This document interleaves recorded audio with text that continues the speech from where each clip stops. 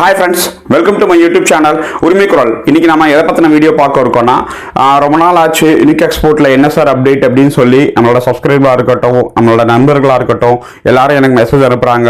எனக்கு பல்வேறு விதமான காரணங்கள் இருக்கு அப்படிங்கறதால நான் சொல்லியிருந்தேன் ஆல்ரெடி. நாளைக்கு என்ன நடக்க போகுது அப்படிங்கிற முக்கியமான அப்டேட் சொல்ல வேண்டியதாக இருந்துச்சு. அதனால தான் அந்த வீடியோ போடுறேன். வீடியோ பிடிச்சிருந்தா லைக் பண்ணுங்கள், ஷேர் பண்ணுங்கள். முடிஞ்ச அளவுக்கு யூனிக் எக்ஸ்போர்ட்டால் பாதிக்கப்பட்ட அனைத்து நபர்களுக்கும் இந்த வீடியோவை பகிருங்க, அவங்களும் இதை பற்றி தெரிஞ்சுக்கிட்டோம். ஃப்ரெண்ட்ஸ், உங்கள் எல்லாருக்குமே தெரியும், இப்போ நம்ம சங்கம் ஆரம்பித்து யூனிக் எக்ஸ்போர்ட் இன்வெஸ்டர்ஸ் அப்படின்னு சொல்லி நம்ம சங்கம் ஆரம்பித்து அந்த சங்கம் இப்போ போயிட்டுருக்கு. அந்த சங்கத்தில் நான் இப்போ இல்லை, நான் வெளியே இருக்கேன். அவங்களுக்கு வெளியே இருந்து சப்போர்ட் பண்ணுறதா முடிவு பண்ணிட்டேன். ஏன் இல்லைன்னா சங்கம் அவங்களோட நடவடிக்கையை ஈடுபடணும். அந்த சங்கத்துக்கும் எனக்கும் ஒரு சில நிர்வாகிகளுக்கும் ஒரு சின்ன சின்ன கருத்து மோதல்கள் இருந்துச்சு. அது அவங்க எல்லாருக்குமே தெரியும்.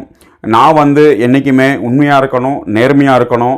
அந்த விஷயத்தில் நான் ட்ராவல் பண்ணுற ஆள்.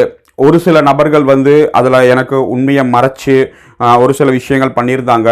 அதை நிர்வாகிகள் கமிட்டிகிட்ட நான் சொல்லியிருந்தேன். அதுக்கடுத்து புகார் கொடுக்காதவங்க இருந்தாங்க. அவங்கள புகார் கொடுக்க சொல்லி நான் அழுத்தம் கொடுத்துருந்தேன். அவங்களோட கணக்கு வழக்கை நான் கேட்டிருந்தேன். இதனால் ஒரு சில சின்ன சின்ன பிரச்சனைகள் வந்துச்சு. அது எனக்கு செட் ஆகலை. நான் அதனால் சொல்லிவிட்டு நான் வெளியே வந்துட்டேன். இதுதான் நடந்த உண்மை. இதை பற்றி நான் நிறையா பேர்கிட்டையும் சொல்லியிருக்கேன். தலைவர், செயலாளர், ஒரு சில பேர்கிட்ட தெரியும்.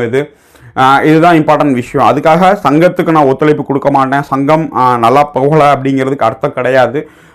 அவங்களோட வேலையை பார்த்துட்டு இருக்காங்க. அதனால் நீங்கள் செய்ய வேண்டியது ஒன்று, சங்கத்துக்கு நம்புங்க. சங்கத்துக்கு நீங்கள் காசு கொடுத்துருக்கீங்க. அவங்களோட மாதம் சப்ஸ்கிரிப்ஷன் 100 ரூபா அப்படின்னு சொல்லி 1200 ரூபாய் நீங்கள் கொடுத்துருக்கீங்க. அதனால் இது சங்கம், உங்களோட சங்கம், அரசாங்கத்தால் ஒத்துழைப்பு கொடுக்கப்பட்ட சங்கம், அனுமதி எண் கொடுக்கப்பட்டு நடத்திக்கிட்டு இருக்க சங்கம். அந்த சங்கத்தில் நீங்கள் கேள்விகள் கேளுங்க. பதவியில் இருக்கிற ஆட்கள் கண்டிப்பாக நீங்கள் கேட்குற கேள்விகளுக்கு பதில் சொல்லணும். அதனால தான் அவங்களுக்கு அந்த பதவி கொடுக்கப்பட்டிருக்கு. அவங்களுக்கு அந்த பொறுப்பு கொடுக்கப்பட்டிருக்கு. கண்டிப்பாக அவங்க செய்வாங்க. நாளைக்கு, அதாவது மே 1/5/2025 காலையில் 10 மணிக்கு இப்போ நான் போடுறேன். இந்த இடத்துல கிருஷ்ணகிரி ஏரியாவில் எஸ்பிஐ மெயின் பிரான்ச் அந்த இடத்துல ரோட்டில் விஐபி ரெஸ்டாரண்ட் இருக்குது. அங்கனக்குள்ளே பொதுக்குழு கூட்டம், அதாவது சங்கத்தோட முதல் பொதுக்குழு கூட்டம் நாளைக்கு நடக்க இருக்குது. அதுக்கான அடிப்படை வேலைகள் எல்லாரும் பண்ணிட்டாங்க. நீங்கள் வர்றதுக்கு போகிறதுக்கு எல்லாம் சங்கத்தோட ரிஜிஸ்ட்ரேஷன் பண்ணுறது, உங்களோட ஐடி கார்டு கொடுக்கறது, மற்ற எல்லா விஷயத்தையும் சங்க நிர்வாகிகளால் 2-3 நாளாகவே அவங்க ரொம்ப கஷ்டப்பட்டு செஞ்சுக்கிட்டு இருக்காங்க. இது எதுக்காகனா, சங்கம் அடுத்து என்ன செய்ய போகுது, சங்கத்தை வச்சு நம்ம ஃபர்தராக என்னென்ன வேலைகள்லாம் செய்யணும் அப்படிங்கிற பேசிக் நாலேஜ் இருக்கிற எல்லார்கிட்டையும் கொடுக்கறதுக்கு, ப்ளஸ் சங்கத்தோட ஃபர்தர் நடவடிக்கையில் உங்களுக்கு ஆதரவு இருக்கா இல்லையா, நிர்வாகிகளோட பொறுப்பு என்ன, நிர்வாகிகள்கிட்ட என்னென்ன ஆதாரங்கள் இவ்வளோ நாள் நம்ம சேகரித்து வச்சுருக்கோம். தனிப்பட்ட நபர்கள்கிட்ட அவங்க எல்லாருக்குமே தெரியும் துபாய் ப்ளஸ் யார் யார் என்னென்ன இருந்துச்சு அப்படின்னு. அதை நம்ம முறையாக கொண்டு போய் ஈரோடு காவல்துறை உயர் அதிகாரிகிட்ட கொடுத்துருக்கோம், துபாயில் இருக்கிற ப்ரூஃபு. இப்போ அந்த ப்ரூஃப் எல்லாமே நம்ம சங்கத்துக்கிட்டேயும் இருக்குது, நம்ம தலைவர்கிட்டையும் இருக்குது. அப்போ அதோட உண்மைத்தன்மையை நம்ம பொதுமக்களுக்கு சொல்லணும். ஏன்னா இது ஒருத்தரோட காசு கிடையாது. எந்த விஷயத்தையும் நம்ம மறைக்கக்கூடாதுங்கிறது தான் நம்ம சங்கத்தோட முதல் நம்மளோட SOP இருந்தது, பைலா இருந்தது. இப்போ இந்த பைலா என்னென்ன செய்ய போகிறோம் அப்படிங்கிறத நாளைக்கு ஆல்ரெடி நம்ம பைலா ரெடி பண்ணி கொடுத்தாச்சு. அந்த பைலாவை நாளைக்கு சங்கத்தோட நிர்வாகிகள் அனுமதியோட பொதுக்குழுவில் வைப்பாங்க. சங்கம் இப்படி தான் செயல்படணும் அப்படிங்கிற அந்த ஒரு பைலா. அந்த பைலா படி துபாயில் இருக்கிற அந்த ஒரு பொக்கிஷம், எவ்வளோ பொக்கிஷம் இருக்குது, என்ன இருக்குது அப்படின்னு தான் நான் சொல்லுவேன். அந்த பொக்கிஷத்தோட உண்மைத்தன்மை ஈரோட்டில் இருக்க காவல்துறை அதிகாரிகிட்டையும் சென்னையில் இருக்க காவல்துறை உயர் அதிகாரிக்கு அவங்ககிட்டையும் கொடுத்தாச்சு. அதனால் இப்போ அதோட உண்மைத்தன்மை என்ன, அது மேலே என்ன நடவடிக்கை எடுத்திருக்காங்க அப்படிங்கிறது நம்மளுக்கு தெரிய வரும். அதோட ஒரு காப்பி நம்ம சங்கத்துக்கிட்ட இருக்குது. சங்கத்தோட நிர்வாகிகள் எல்லாருமே அதை நாளைக்கு சொல்லுவாங்க. இது ஏன் நான் சொல்கிறேன் அப்படின்னா, குறைஞ்சபட்சம் நம்ம சங்கத்தில் இருக்க நபர்களுக்காவது அந்த பணத்தை எப்படியாவது மீட்டு கொண்டு அவன் சங்கத்தில் இருக்க நபர்களுக்கு கொடுக்கறதுக்காக ஏதாவது ஏற்பாடு பண்ண முடியுமா, இல்லை நம்ம ஒரு கமிட்டி மாதிரி போட்டு அதோட உண்மைத்தன்மை தெரிஞ்சுக்கிறதுக்காக துபாய் அனுப்பிச்சு. ஏன்னா துபாய்க்கு ஃப்ளைட் டிக்கெட் தான் போக வர்றதுக்கு ஒரு 2 நாள் 3 நாள் போய் அதில் என்ன இருக்குது ஏது இருக்குது, உண்மையிலேயே இருக்கா இல்லையா, இது உருட்டா அப்படிங்கிற விஷயத்தை, அதாவது வெளிப்படைத்தன்மையோட உண்மைத்தன்மையோட அந்த விஷயத்தை நம்ம வெளியே கொண்டு நேரடியாக காட்டணும். அதை பற்றின எக்ஸ்போர்ட்ஸ் நம்ம கையில் இருக்காங்க. அந்த எக்ஸ்போர்ட்ஸை வச்சுட்டு ஏன்னா இந்த ட்ரேடிங், கிரிப்டோ கரன்சி இதை ஃபுல்லாக அனலைஸ் பண்ணுற ஆட்கள் நம்மக்கிட்ட நிறைய பேர் வந்துட்டாங்க. இப்போ இவங்கள வச்சு இதை வச்சு எடுத்துட்டு வர முடியுமா முடியாதா, காவல்துறையில் இருக்க ஸ்பெஷலைஸ்டு டீமை வச்சு அவங்களோட உயர் அதிகாரிகளை கன்சல்ட் பண்ணிட்டு இந்த பணத்தை எடுத்துகிட்டு வந்து மக்களுக்கு ஏதாவது கொடுக்க முடியுமா அப்படிங்கிறத பற்றி சங்கம் பேசிக்கிட்டு இருக்கு. இதோட ஃபர்தர் நடவடிக்கைகள் என்ன ஏது அப்படின்னு சொல்லி நிர்வாக கமிட்டி கண்டிப்பாக சொல்லுவாங்க. ப்ளஸ் லீடர்ஸோட சொத்து மதிப்பு, அதாவது நம்மக்கிட்ட இருக்கிற டாக்குமெண்ட்ஸ், நீலமேகம் சாப் கிட்ட இருக்கிற டாக்குமெண்ட்ஸ், பழைய டாக்குமெண்ட்ஸ் நம்மக்கிட்ட எவ்வளவு கிடைச்சிருக்கு, இது எல்லாத்தையும் ஒன்று சேர்த்து சங்க தலைவர், செயலாளர் அவங்கெல்லாம் வச்சுருக்காங்க. இப்போ இந்த லிஸ்ட்டை வந்து நாளைக்கு சொல்லுவாங்க. இவ்வளோ ப்ராப்பர்ட்டிஸ் இவங்க வாங்கியிருக்காங்க, அதாவது அவங்களோட சம்பாத்தியம் பண்ண அந்த காசில் அவங்களோட பேர்லேயும் அவங்களோட ஒய்ஃபு, குழந்தைங்க, ரிலேஷன்ஸ் பேர்லேயும் அந்த சொத்துக்கள் வாங்கியிருந்தாங்க. ஆனால் அதுக்கடுத்து ப்ராப்ளம் வருது அப்படின்னு தெரிஞ்சு அந்த சொத்துக்களை அவங்க வந்து விற்றுட்டாங்க. ஏன்னா யாருமே வச்சுருக்க மாட்டாங்க, விற்றுருப்பாங்க. அப்போ விற்கும்போது வாங்குகிற ஆட்களுக்கு தெரியாது இந்த சொத்தின் மேலே ஏதாவது ஒரு கான்சிக்யூஷன்ஸ் இருக்குது, அதாவது அதில் பிரச்சனை இருக்குதுன்னு தெரியாது அவங்களுக்கு. அவங்களும் வாங்கியிருப்பாங்க, அது கம்மியான ரேட்டுக்கு வாங்கினாலும் சரி, கூட ரேட்டுக்கு வாங்கினாலும் தெரியாது. ஆனால் இவங்க கை மாற்றி விட்டு 2 கை 3 கை இல்லை சும்மா பேருக்குனாலும் நான் வந்து விற்றுட்டேன் அப்படிங்கிற மாதிரி பத்திரத்தில் எழுதி பத்திரம் போட்டு கொடுத்துருப்பாங்க. அதுக்கப்புறம் இந்த பிரச்சனைகள்லாம் முடிஞ்சதுக்கப்புறம் எனக்கு திருப்பி கொடுத்துரு அப்படின்னு கூட அவங்க பேசியிருக்கலாம், நம்மளுக்கு தெரியாது. அது எதுவாக இருந்தாலும் டிஎன்பிடி ஆக்டில் இந்த சொத்துக்களை பற்றி கிளியராக அவங்க வந்து கொடுத்துருக்காங்க. அரசாங்கத்தோட சட்டத்தில் எத்தனை கை மாறி இருந்தாலும் அந்த சொத்துக்களை மீண்டும் கையகப்படுத்துறது அப்படின்னு சொல்லி இப்போ அந்த லிஸ்ட், அந்த சர்வே நம்பர், அந்த பத்திரம் யார் பேரில் இருக்குது, இதுக்கு முன்னாடி யார் பேரில் இருந்துச்சு, அந்த லிஸ்ட்டை ஃபுல்லாக நம்ம சங்கத்தின் வழியாக எடுத்து ஈரோடு டிஆர்ஓ அவங்ககிட்டையும் கிருஷ்ணகிரி டிஆர்ஓ அவங்ககிட்டையும் கொடுத்து அந்த சொத்துக்களை ஃபுல்லாக நம்ம இந்த கேஸ் கூட அட்டாச் பண்ணி அந்த சொத்துக்கள் மேலே என்ன நடவடிக்கை எடுக்க முடியுமோ எடுத்து இன்றைக்கி யார் கையில் இருக்கோ அவங்கக்கிட்ட இருந்து அந்த சொத்தை மீட்டெடுத்து அந்த சொத்தை அரசாங்கத்தின்படி ஏல விட்டு அந்த சொத்தின் மூலமாக கிடைக்கக்கூடிய வருமானத்தை இந்த கேஸில் கட்ட சொல்லி நம்மளுக்கு பணம் மீட்பதற்கான என்னென்ன வழிகள் இருக்கோ எல்லா வழிகளையும் நம்ம வந்து செய்யணும். அதுக்கு நம்ம சங்கம் வந்து முன்னெடுத்து நடவடிக்கை செய்வாங்க அப்படின்னு சொல்லி நம்பிக்கை இருக்குது. அப்போ அந்த சொத்துக்களோட லிஸ்ட்டு நம்மளுக்கு என்னென்னலாம் எவிடன்ஸ் கிடச்சிருக்கோ அந்த எவிடன்ஸை ஃபுல்லாக ஜெராக்ஸ் காப்பி எடுத்து வச்சு கண்டிப்பாக ஈரோடு ஈஓடபிள்யூ அதிகாரி அவங்கக்கிட்டையும் நம்மளோட கிருஷ்ணகிரி டிஆர்ஓ அவங்கக்கிட்டையும் கொடுத்து கோர்ட்லேயும் கொடுத்து அந்த நடவடிக்கை நம்ம எடுக்க சொல்கிறதுக்கான வேலையும் நாளைக்கு பார்ப்பாங்க. நீங்களும் கேளுங்க, மாணிக்க சார் இப்படி சொல்கிறாரு வைக்கிறாரு அப்படின்னு சொல்லி.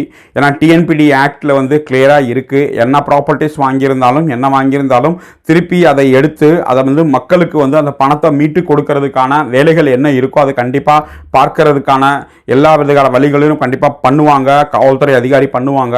அதுக்கடுத்து விரைவாக சார்ஜ் ஷீட் போட இருக்காங்க, சார்ஜ் ஷீட்கான வேலை நடந்துக்கிட்டு இருக்குது. அதனால் நீங்கள் வந்து எதை பற்றி கவலைப்பட தேவையில்லை. நீங்கள் என்றைக்குமே உண்மையாக நேர்மையாக உங்களோட புகாரை கொண்டு போய் கொடுங்க. நீங்கள் எவ்வளோ போட்டிருந்தீங்க, எவ்வளோ வாங்கியிருந்தீங்க, குறிப்பாக யூஎன்ஐயில் எவ்வளோ போட்டிருந்தீங்க, எவ்வளோ வாங்கியிருந்தீங்க. ஏன்னா எந்த ஒரு சூழ்நிலையும் எதிரிக்கு வந்து நம்ம வாய்ப்பை கொடுத்துடக்கூடாது. உங்களோட புகார் ரொம்ப சரியாகவும் உண்மைத்தன்மையோடு இருந்துச்சு அப்படின்னா உங்களோட புகார் சார்ஜ் ஷீட் ஃபைல் பண்ணதுக்கப்புறம் கேஸாக மாறி அது வந்து கோர்ட்டில் ஏறும்போது உங்களோட ஒவ்வொருத்தரோட புகார்லையும் 13 காப்பி கொடுத்துருக்கீங்க. அதை வச்சு கண்டிப்பாக உங்களோட வழக்கறிஞரும் எதிரியோட வழக்கறிஞரும் 2 பேரும் கோர்ட்டில் உங்களை கூண்டில் ஏற்றி கேள்விகள் கேட்பாங்க. அந்த நேரத்தில் உங்களுக்கு எந்தவித கஷ்டமும் வந்துடக்கூடாது, உங்களோட புகாரில் ஒரு தொய்வு வந்துடக்கூடாது அப்படிங்கிறது தான் என்னோட ஒரு கோரிக்கையாக இருக்குது. அதே மாதிரி நீங்கள் என்றைக்குமே உங்கள்கிட்ட இருக்க ஆதாரங்களை நீங்கள் சரியாக வச்சுக்கோங்க. சட்டமும் அரசாங்கமும் என்றைக்குமே பாதிக்கப்பட்ட நபர்கள் கூட தான் இருக்காங்க. ஒரு சில நேரம் இல்லாத மாதிரி தோணலாம், ஆனால் யாருமே ரொம்ப நாள் தப்பிச்சு போக முடியாது. ஆதாரங்களும் அடிப்படை விஷயங்கள் மட்டும்தான் கோர்ட்டில் வந்து எடுத்துப்பாங்க, டாக்குமெண்ட் எவிடன்ஸ் மட்டும்தான் கோர்ட்டில் எடுத்துப்பாங்க. நீங்கள் இப்போ சொல்கிறீங்க சார் நான் வந்து வட்டி கட்டுறேன், நான் வந்து அது பண்ணுறேன், இஎம்ஐ கட்டுறேன், எப்படி சார் அப்படின்னு நீங்கள் கேட்குறீங்க. அது வந்து எமோஷனல் வந்து யாரும் எடுத்துக்க மாட்டாங்க. ஒரு பிஸ்னஸ் பண்ணால் ஒரு பிஸ்னஸில் லாஸஸும் இருக்கும், ப்ராஃபிட்டும் இருக்கும். ப்ராஃபிட் வரும்போது வாங்கினீங்க, லாஸ் வரும்போது ஏற்றுக்கிட்டு தான் ஆகணும். அதுதான் பிஸ்னஸோட கான்செப்ட்டு. இதைத்தான் நான் சொல்ல வந்தேன். என்னால் இவ்வளோ தான் சொல்ல முடியும். அதனால் நீங்கள் என்றைக்குமே உண்மைத்தன்மையோட நேர்மையோட நீங்கள் உங்கள் புகாரை கொண்டு போய் கொடுங்க. கண்டிப்பாக அரசாங்கமும் அதிகாரிகளும் உங்களுக்காக வேலை செய்யறதுக்கு தான் இருக்காங்க. அவங்கள நம்புங்க, காவல்துறை நம்புங்க, போய் புகார் கொடுங்க. எந்த ஒரு அதிகாரியும் புகார் கொடுக்க வேணாம்னு சொல்ல மாட்டாங்க. நீங்கள் இப்படி யோசித்து பாருங்கள், ஒருத்தர் ராஜஸ்தானில் இருக்கார், இல்லை ஹரியானாவில் இருக்கார், அவர் பணம் போட்டிருக்காரு, அவர் புகார் கொடுக்கல அப்படின்னா எப்படி சார் அவர் வந்து கண்டிப்பாக இந்த எதிரிகிட்ட இருந்து பணம் வாங்கிடுவார்? புகார் கொடுத்த உங்களுக்கே பணம் தரல, எதிரிகிட்ட இருந்து எப்படி புகார் வாங்கிடுவார்? அப்போ நீங்கள் யோசிங்க. அப்போ குறைஞ்சபட்சம் உங்களோட புகாரை கொண்டு போய் அரசாங்கத்துக்கிட்ட கொடுத்தாதான் அவங்க வந்து அதை என்கொயரி பண்ணி அவங்களால எவ்வளோ பணம் வாங்க முடியுமோ அந்த பணத்தை வாங்கி அவங்க கண்டிப்பாக உங்களுக்கு நல்ல வழி காட்டுறதுக்கு ஏற்பாடு பண்ணுவாங்க. அதுக்கு துணை செய்கிறதுக்கு தான் நம்ம சங்கம் இருக்குது. அடுத்து ஃபர்தராக அடுத்து என்ன நடவடிக்கை எடுக்க போகிறாங்க அப்படிங்கிறத வச்சுக்கிட்டு நம்மளோட அவங்கவுங்க என்ன வக்கீல் வைக்கிறீங்களோ அது உங்களோட பிரியம். இல்லை சங்கத்தின் மூலமாக நம்ம வக்கீல் வச்சு நம்ம வாதாடுறதுக்கான என்னென்ன அடிப்படை வேலைகள் இருக்குது அப்படின்னு சொல்லுவாங்க.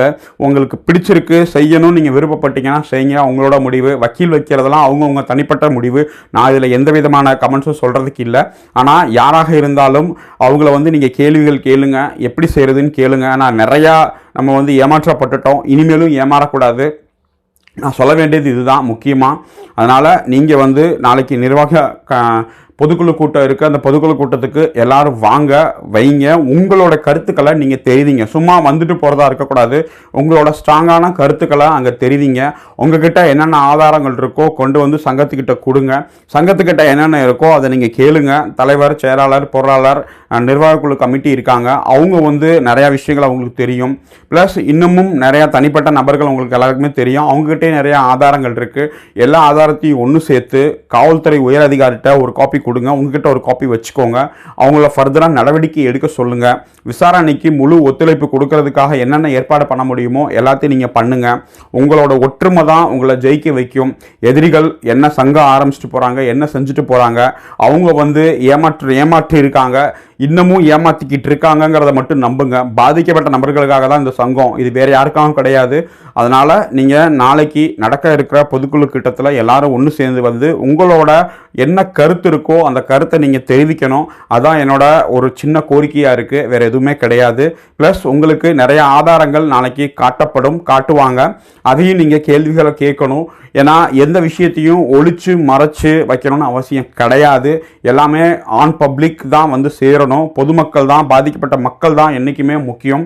அதனால தான் நான் சொல்ல வந்தது. அதனால் தயவு செஞ்சு புகார் கொடுக்கலான்னா புகார் கொடுங்க. இதான் இந்த வீடியோ மூலமாக நான் கேட்டுக்கிறேன். தேங்க்யூ வெரி மச் வாட்சிங் திஸ் வீடியோ. ஜெய் ஹிந்த்.